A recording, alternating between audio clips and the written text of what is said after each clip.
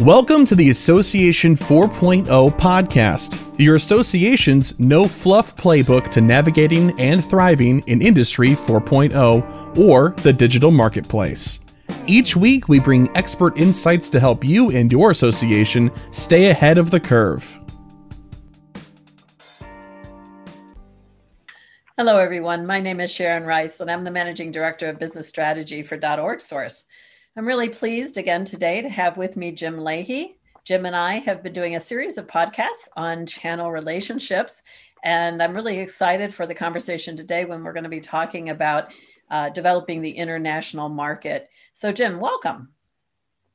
Hi, Sharon. Nice to speak with you again on a subject that's near and dear to my heart, growing internationally. Yeah. Well, and I've known you for a while and always in kind of this context of channel relationships and international development. This is an area that you have probably your core experience has been in developing international markets. Is that true?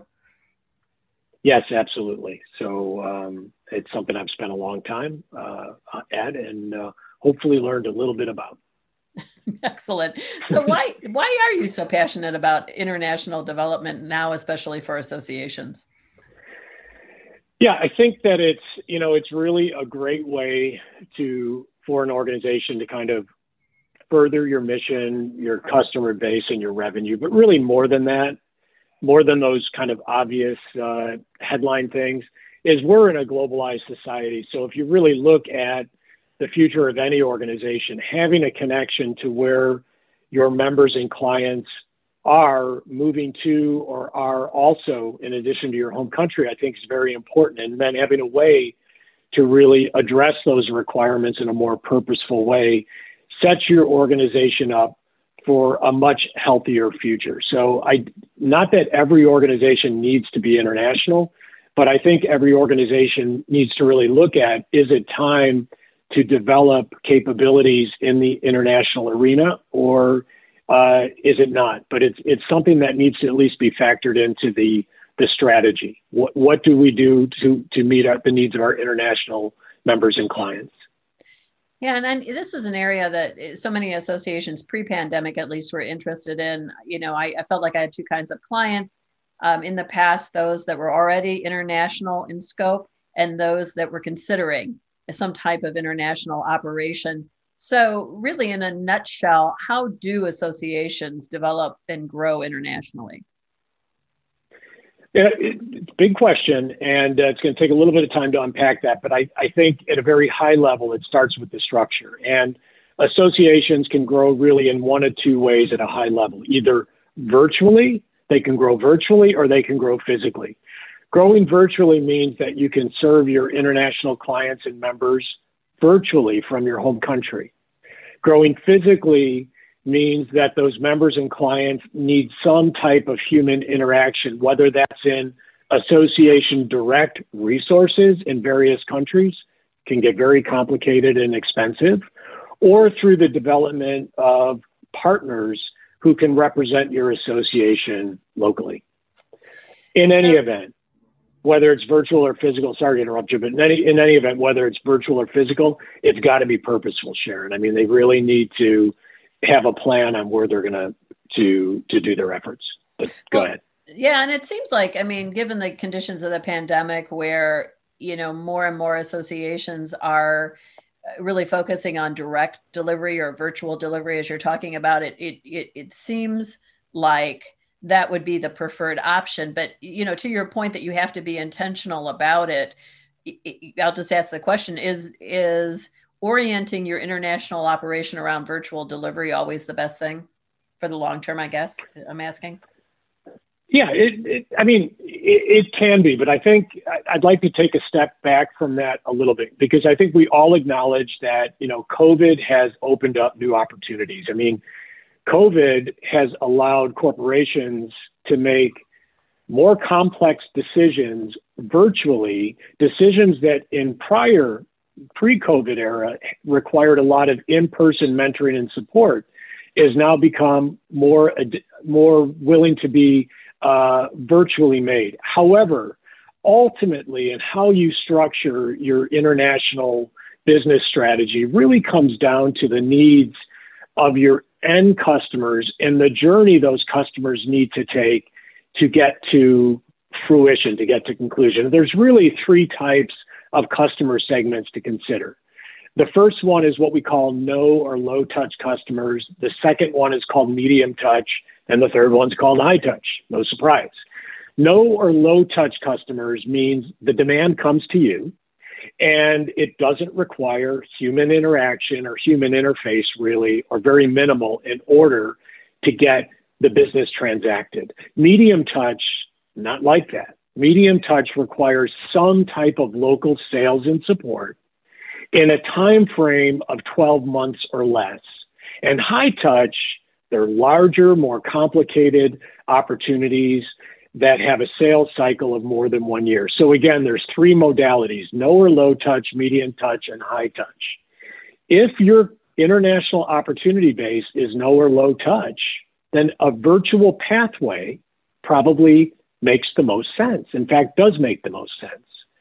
However, if you're in a space where your members and your corporate clients require some type of local representation in that revenue window of 12 months or less, then in the medium touch sphere, some type of local resources are going to be required to really properly develop that business. Now, does that mean you do it directly or through partners? That's kind of, we'll unpack that a little bit in the call. And then finally, on the high touch front, these are usually very high value customers and clients that have more custom complex requirements.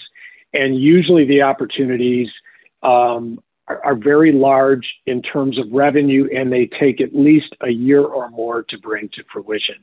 So ultimately, it's not about COVID and virtual. It's really about looking at your customer base and deciding what you're going after. Is it no or low touch, medium touch, or high touch? And that really drives how you structure the business in order to grow.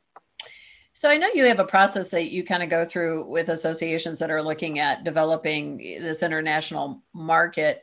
And we're going to talk a little bit about that as we go through the podcast today. But in general, what are the major things that associations need to take into consideration when they're considering developing an international market? What's your best advice to them?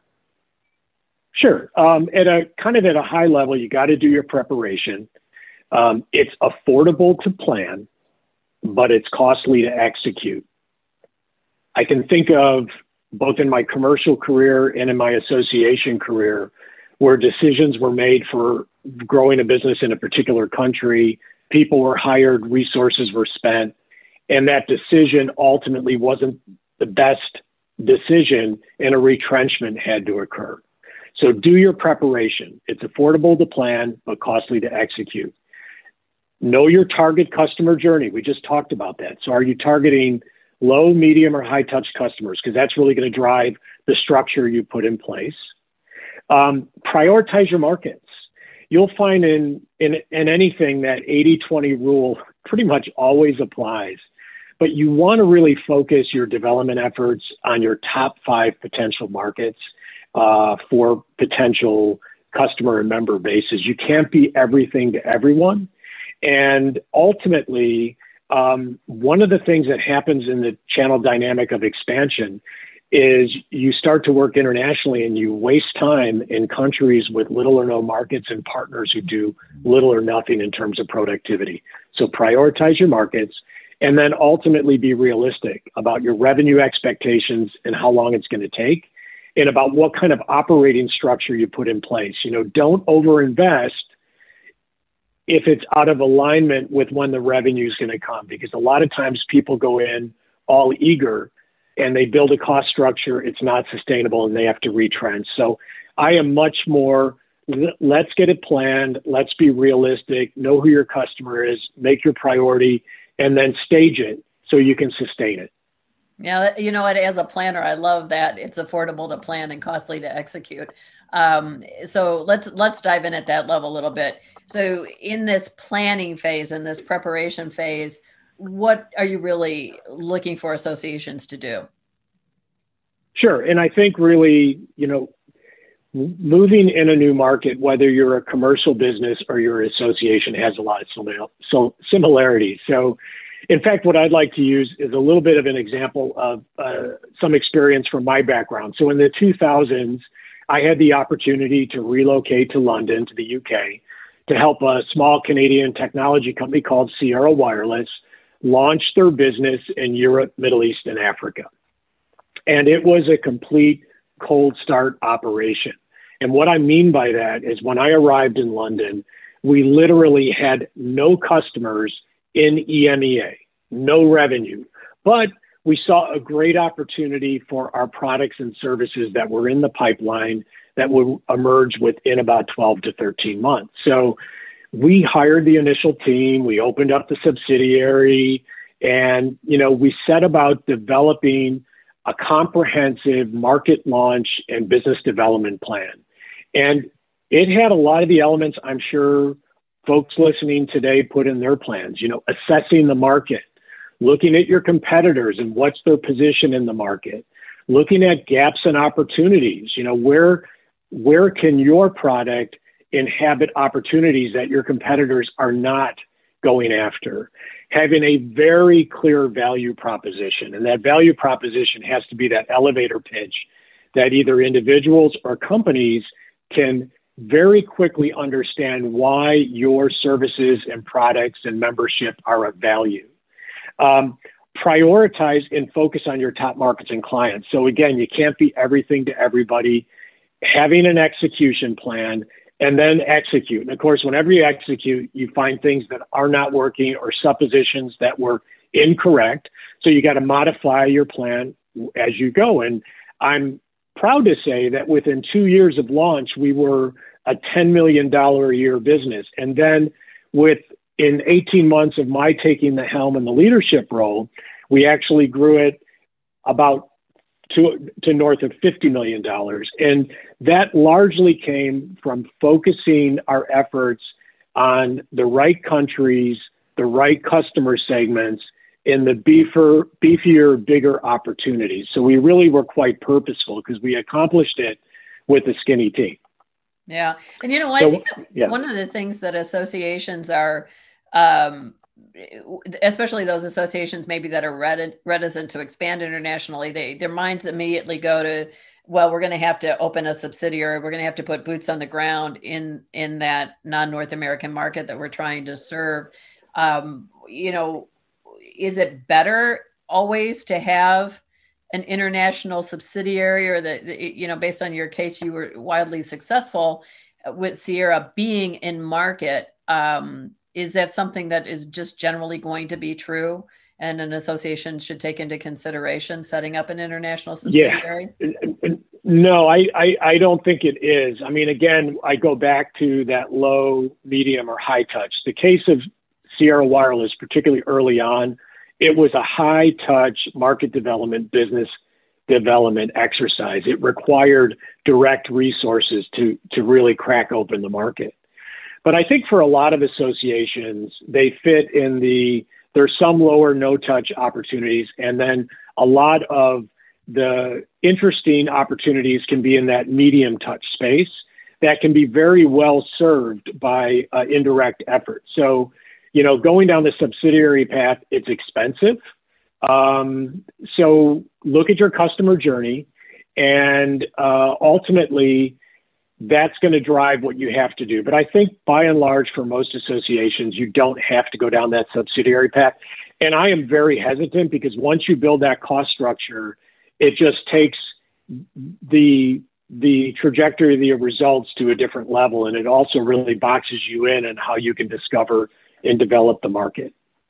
Yeah. So if we think about the low, medium and high touch, let me ask you to put it in the context of, let's say, a traditional association business like certification.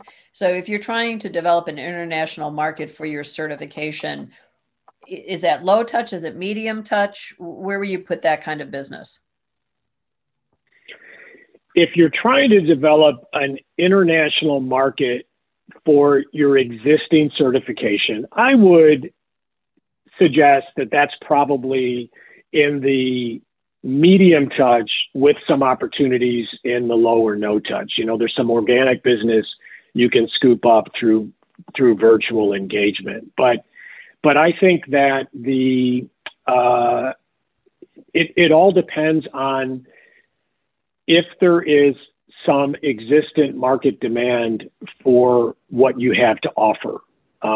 If literally there is no demand, there's no knowledge of the certification, none of the corporations, none of the multinational corporations in a particular market are either aware of or asking for your product, then that is a cold start operation that probably is going to require much more of a presence from your organization directly and or engagement through a very strategic and foundational partner who does a lot of that work on your behalf. But to find those kinds of partners, there has to be something in it for them to really invest at that level. So I don't know if I answer your question completely there, but again, the customer segment, what's behind that is really looking at the demand landscape, the demand picture, and there has to be some knowledge or awareness for your products within those markets,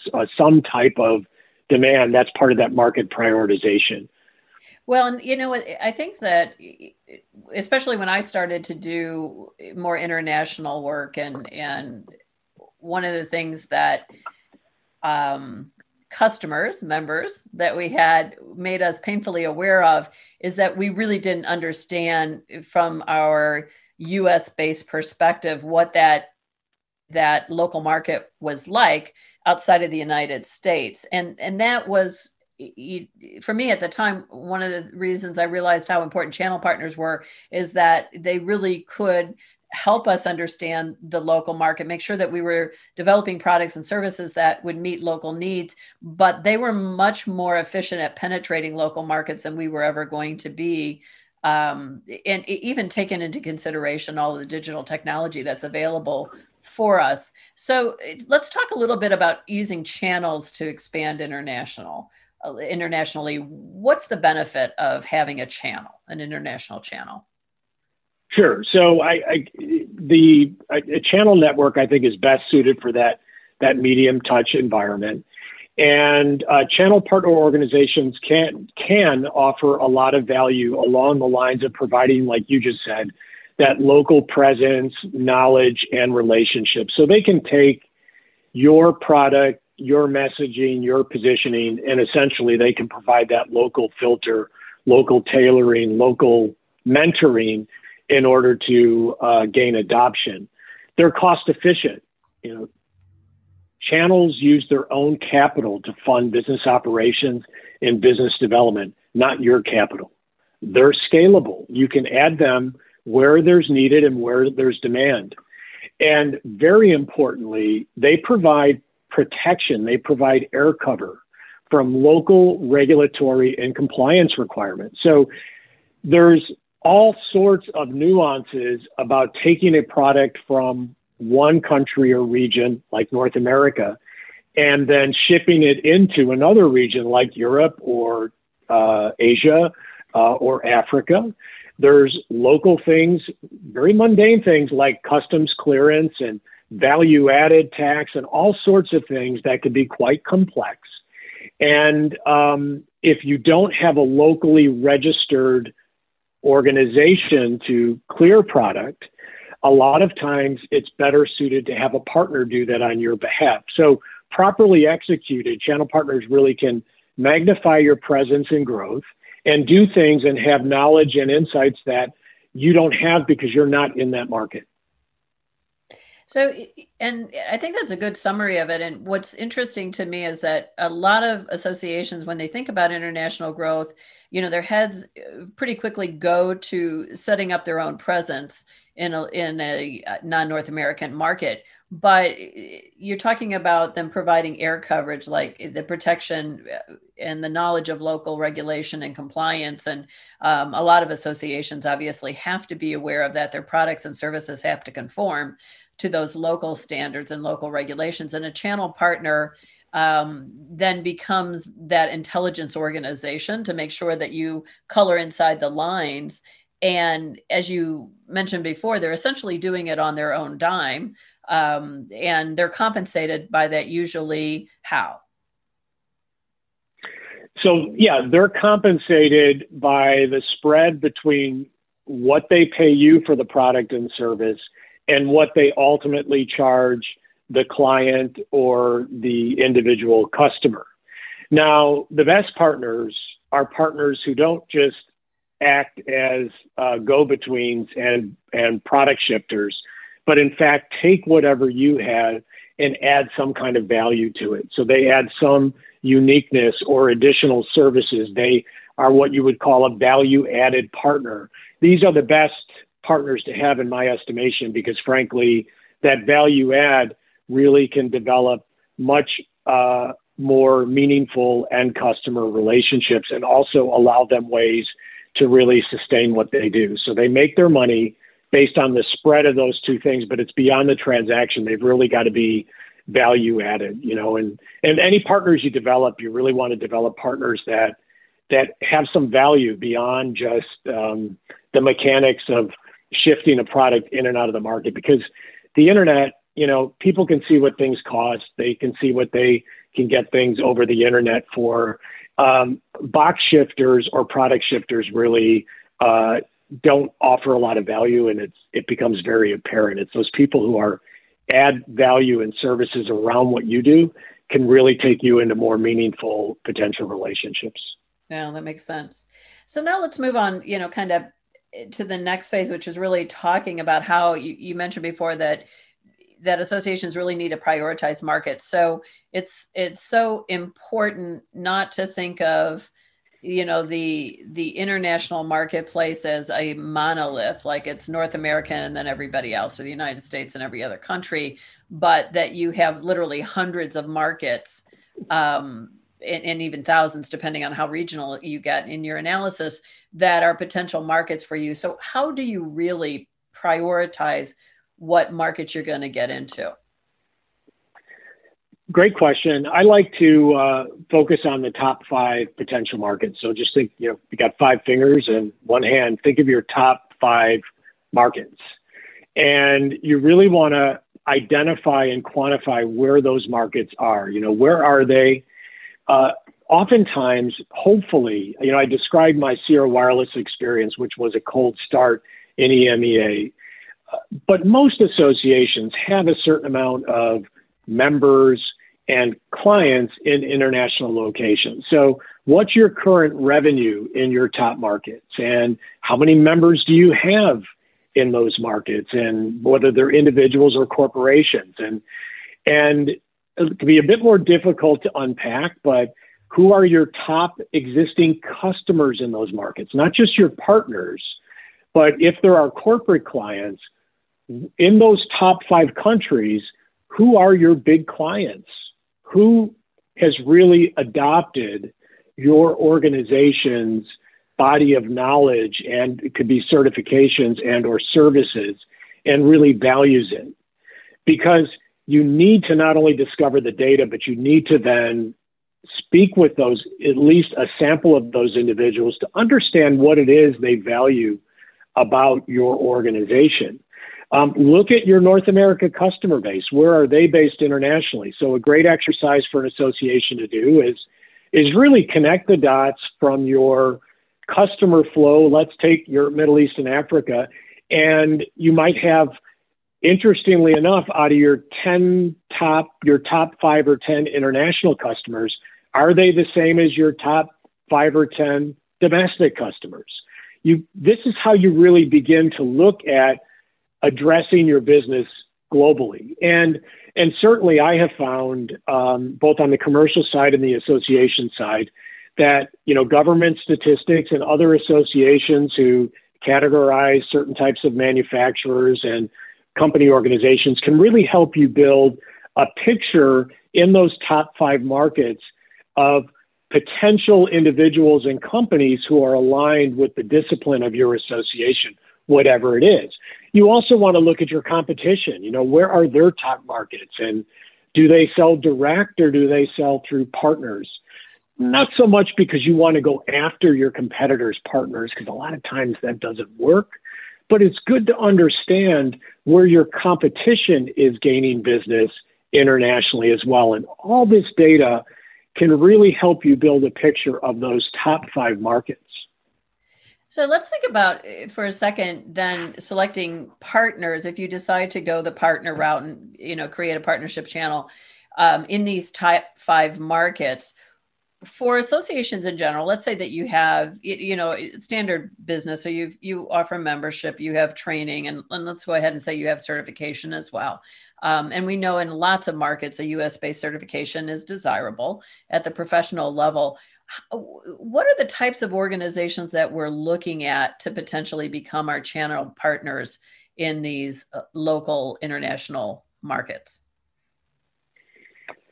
Great question. So it's hard to give a specific answer to that, but I can kind of give a general answer to it. So if we're talking about the certification space, there are certainly professional training organizations, and I think a great strategy for associations is look at adjacent, or I would call near, associations and see where they play. So you might find, for instance, that if we take the space of operations, let's take within a corporation operations. Within what is typically operations, you'll find HR, you'll find IT, you'll find all sorts of things, and you'll find that oftentimes these types of functions have different association certifications that serve them. So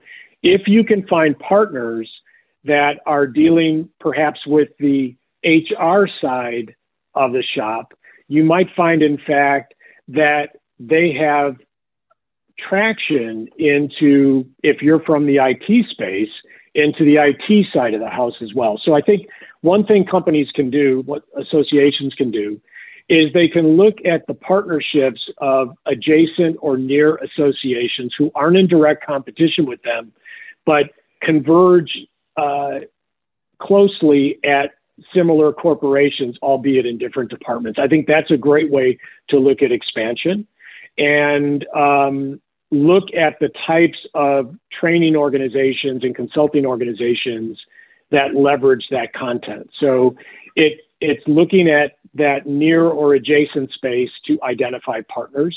You certainly can also consider a play where you're not developing partnership, you're not developing clients directly per se, but you're bringing your products and association services perhaps to another association in a country that can be complementary to what you do. I think those relationships are possible, but a bit harder to find because ultimately people follow the money and focus on what they have. But in finding partners, another thing, Sharon, I think that can be very useful for associations who are looking to expand is if you think about how do you allocate your resources to channel partners, statistically, the top 20% of your partners are going to be more than 80% of your revenue. And really your top 5% of your partners are your most important ones. Let's call them your stars. Then you have what we call your potential partners or your growth potential partners, which represent about 15%. So as you expand in another country, you really want to focus on finding those stars and those partners with growth potential. And I have found in particular, you really are looking for early adopter, passionate, committed organizations that can represent you properly locally. They have offices, they have staff, they can do some customer support, They are professional. They can be there and do things when you're not due to time zone differences. So I apologize for such a long answer there. No, it makes me also kind of wonder when we talk about these stars, when you're entering, let's say, a new marketplace, often I would bet an experienced channel partner, so a channel partner that maybe reps more than one association, more than one certification or training program, may ask you for exclusivity in that market. What's your general feeling about offering exclusivity to partners that when you have no experience with them at that point? Don't do it. Okay. Yeah, I mean, I think particularly when you're moving into a market and you need to find these very ambitious early adopter partners who have to invest a lot of money and go down a long path with you before they have meaningful revenue, it's natural for them to say they want exclusivity, but it is very dangerous to give it to them. Ultimately, there should never be any exclusivity, and customers, be individual members or corporations, should be able to decide who they want to work with.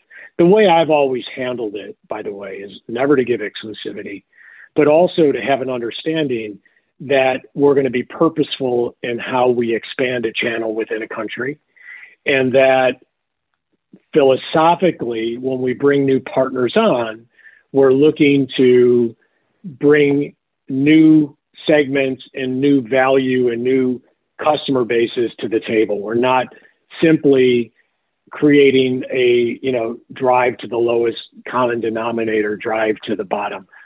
Ultimately, with wild success of any channel, you want to grow your partner network and let the market decide. But I think with the types of businesses that associations do, you need to get there in that you need to not give exclusivity, but you also need to have fidelity to the investment your partners are making. So I have found that there's a bit of an artful balance in expanding, but doing it in a way that's fair.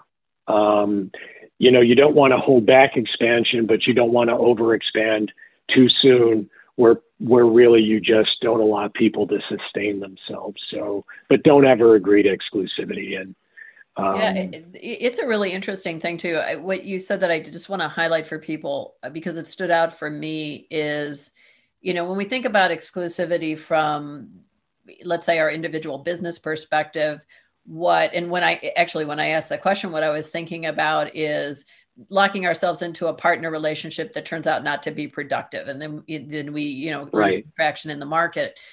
But what you point out too is that if we enter into these exclusive partnerships within, let's say, at a country level, what we're really doing is forcing the customer to only be able to interact with us in this one way. So we're really making a decision about who they want to contract with for them, as opposed to letting the market kind of play out. So you're in those exclusive relationships, you're almost hampering the market mechanism. Is that what you're saying? That's exactly it. And more importantly, we've talked in previous episodes of this podcast about the channel program, but one reason you tier partners in channel programs, and the highest tiered partner get the most rewards and typically pay the lowest cost, is to give value to those partners that are more successful. So I would suggest that your partner program should address any concerns partners have about not being the only shop in town. Whenever I've been asked about exclusivity, I say what is true. I've never done it. And if it was ever to be done, there would have to be a very firm, fixed commitment on a revenue stream for a fixed period of time, and it would be very high. And usually that shuts down the conversation because it's not rational. And but everyone asks it, so you got to be ready for it. Yeah, I completely understand where you're coming from. So in general, I think there's a kind of a level of intrigue and excitement and everything when we talk about kind of expanding internationally, and certainly for seasoned association executives that haven't done international work, it offers a fantastic development path. But setting up a channel network is not for the faint-hearted, especially internationally. Right. Is it worth it in the end?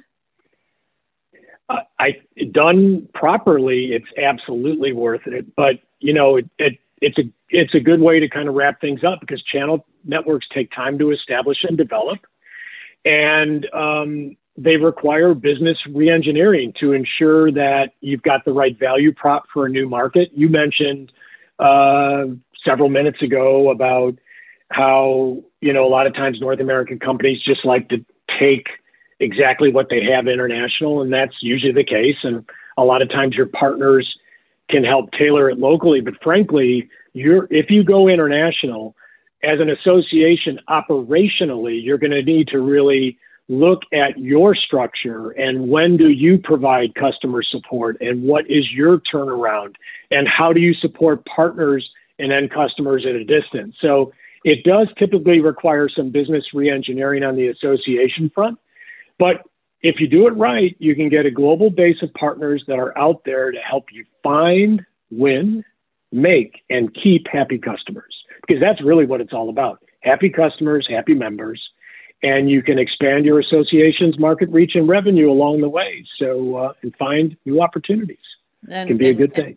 Yeah, and I think when we talk about the ultimate impact that an association can make, serving a broad base of professionals or a broad base of companies across the globe is that ultimate impact. And so no wonder it's highly desirable and highly sought after. Jim, thank you so much for spending time with us today. I will tell our audience that the last in this channel development series that we're doing next podcast, we'll be talking about for-profit partners. And I'll say that as high a level of interest as we had in international expansion pre-pandemic, we're seeing a lot of associations right now starting to enter into relationships with for-profit partners, very meaningful collaborations. And so we'll talk about developing the for-profit partner when we get together again. So Jim, thank you so much. And thanks everybody for listening. Thanks, Sharon. Looking forward to it. Take care. We hope you enjoyed this episode and discovered tips and information that will add value to your leadership style and your association. orgSource specializes in positioning teams for success with solutions for technology, strategy, and marketing. Please contact us at info@orgsource.com or visit www.orgsource.com to find out how to keep your organization on track to Association 4.0.